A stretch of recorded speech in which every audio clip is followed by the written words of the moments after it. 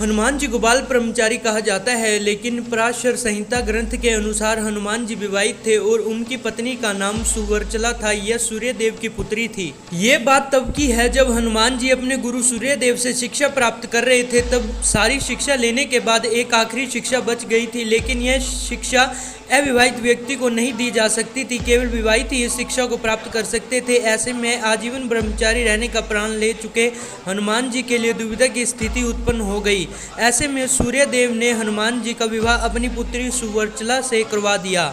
सुवर्चला तपस्विनी थी, इसलिए वे विवाह के बाद वापस तपस्या के लिए चली गई। हनुमान जी ने विवाह की शर्त पूरी कर ली, लेकिन गृहस्थ जीवन में नहीं रहे और आगे की शिक्षा पूरी की।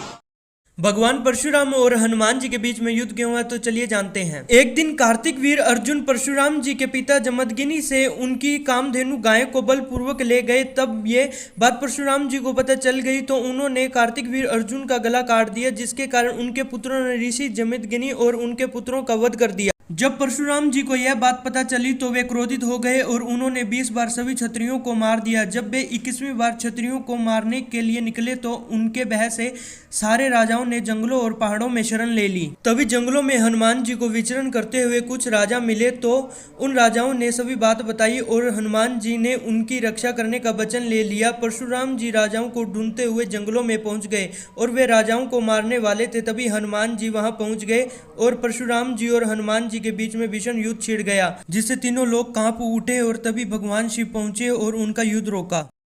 दोस्तों, हर 41 साल के बाद हनुमान जी इस जगह पर आते हैं। जी हाँ, न्यू इंडियन एक्सप्रेस में छपी खबर के अनुसार श्रीलंका के जंगलों में कुछ ऐसे कबीलाई लोगों का पता चला है कि जिनसे मिलने हनुमान जी आते हैं।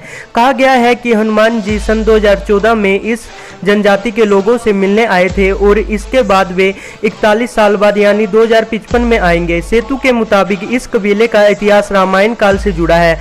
हनुमान जी को यह वरदान मिला था कि उनकी कभी मृत्यु नहीं होगी। भगवान राम के स्वर्ग सिधारने के बाद हनुमान जी अयोध्या लौटकर वह दक्षिण भारत के जंगलों में लौट आए।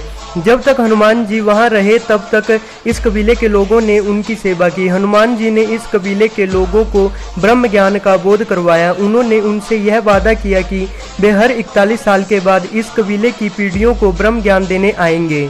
अगर आप भी मेरी तरह हनुमान जी के भक्त हैं तो कमेंट में जय हनुमान जरूर लिखें।